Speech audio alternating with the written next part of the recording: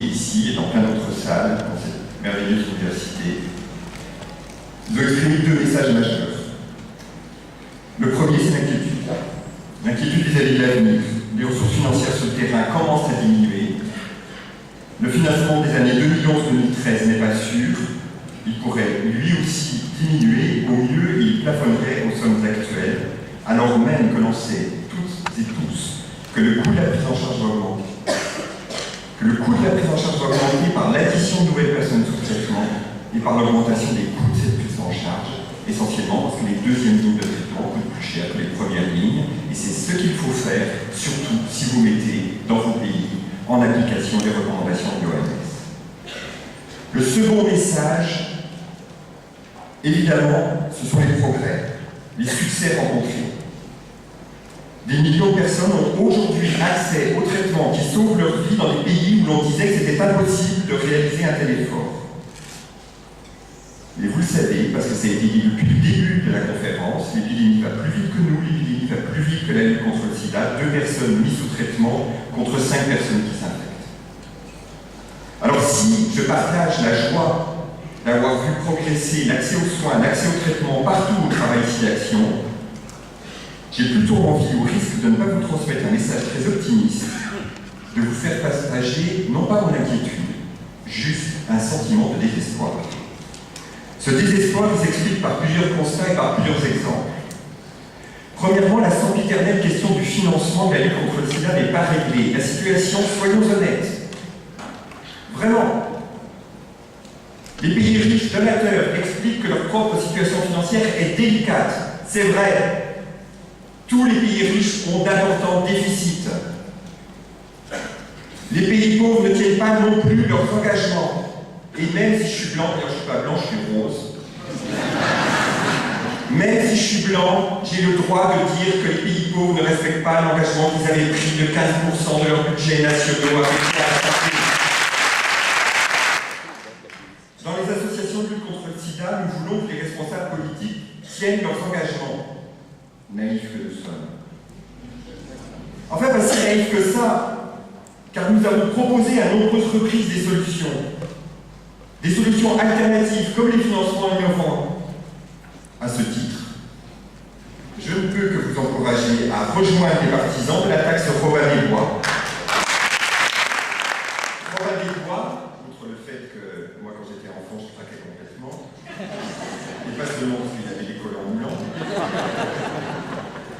Je vous rappelle que Robin des Bois définissait les riches pour donner aux pauvres. La taxe Robin des Bois, c'est même pas ça. Il ne s'agit pas de détrousser les riches. Il s'agit juste d'une taxe minuscule sur la spéculation financière, simple à mettre en œuvre et qui lèverait des milliards d'euros. C'est pas moi qui le dis, tout ce que Blaise a dit.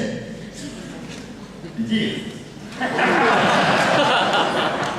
Donc tout le monde fait que c'est faisable et que c'est possible. Alors qu'attendons-nous ?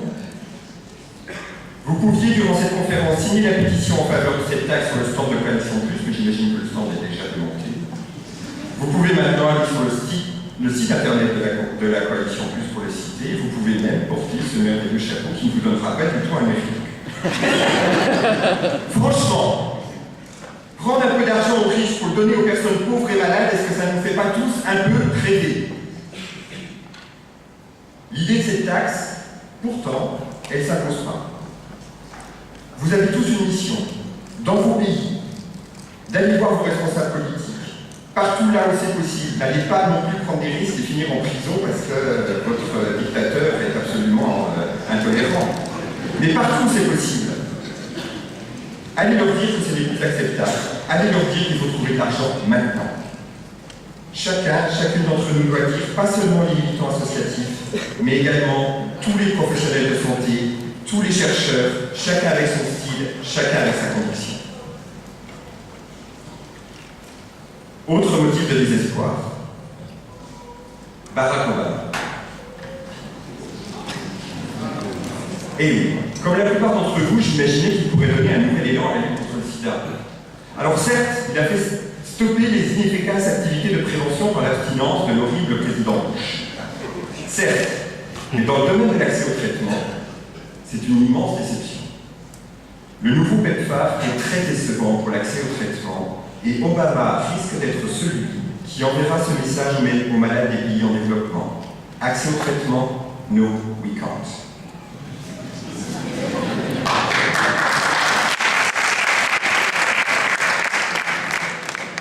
Autre souci, autre motif de désespoir, beaucoup évoqué durant cette conférence, la question de l'utilisation du DKT, dont nous connaissons tous la toxicité, et je suis bien placé pour le savoir, pour en avoir pris pendant des années, les dommages irréversibles qu'il peut engendrer. Je vous les montrerai pas ce soir. Pourtant, en Afrique subsaharienne, le DKT reste majoritairement prescrit dans les premières lignes. Tout le monde sait que ce n'est pas possible de continuer ainsi, et on continue ainsi. Laissez-moi vous dire enfin que je suis désespéré sur la question de l'homosexualité dans les pays en développement. Le mois dernier, au Kenya, une alliance merveilleuse de religieux, chrétiens et musulmans a attaqué un centre de prise en charge de malades du sida parce qu'ils suspectaient que des homosexuels y étaient accueillis. Dans de nombreux pays francophones, l'homosexualité est pénalisée. Nous avons eu la démonstration en quoi cette pénalisation était contre-productive, pas seulement en matière de droits de l'homme, mais aussi en matière de santé publique. Et je voudrais reprendre ce qu'a dit Stephen Lewis à la conférence de Kelton en juillet dernier, la conférence de l'IAS. Cette salle, ici, elle est remplie de scientifiques.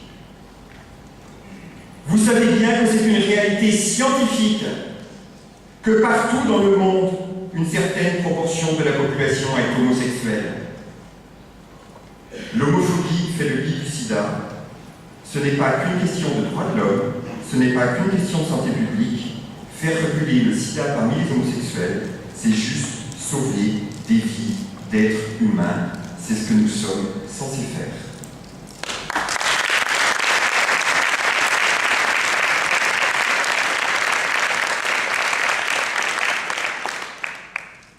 Tout au long de la conférence, y compris ce matin, j'ai entendu qu'il fallait, pour mieux lutter contre les discriminations dont sont victimes les personnes vivant avec le VIH, il fallait mieux les intégrer à tous les échelons de la lutte contre le sida. Et je peux vous parler qu'à Vienne, on le dira encore, qu'à Rome, on le dira encore, etc.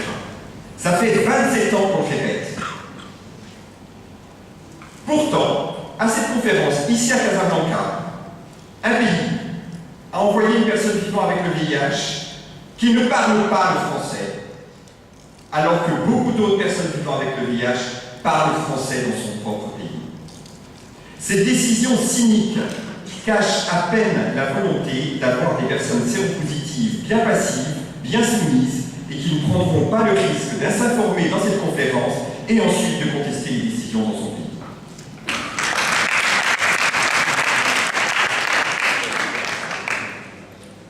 Il y a bien d'autres motifs de désespoir. Je vais vous parler de l'accès à la charge virale, de la situation des séropositifs en prison, des violences dégueulasses faites aux femmes partout, et dont on sait qu'elles font elles aussi le lit d'épidémie. Mais je vais m'arrêter là, et je vais m'arrêter en vous laissant finalement avec le seul espoir possible. C'est vous, et c'est nous. En vous levant contre les injustices, en vous levant pour réclamer transparence et responsabilité, non pas auprès de votre président, non, réclamer transparence et responsabilité de la part de ceux qui, dans votre pays, dans votre région, dans votre hôpital, dans votre laboratoire, dans votre association, font au quotidien la lutte contre le sida, vous pouvez franchir des montagnes. Vous pourrez notamment bouger les montagnes de l'inertie, celles qu'il faut qu'on attende 4 jours pour avoir la signature indispensable pour pouvoir commander les réactifs, indispensable pour pouvoir faire les charges virales, indispensables. Vous pourrez faire bouger les montagnes de l'indifférence. Vous pourrez faire bouger les montagnes de la résistance au progrès. Vous seul pouvez porter un coup fatal à cette épidémie. Vous seul, on est tout seul.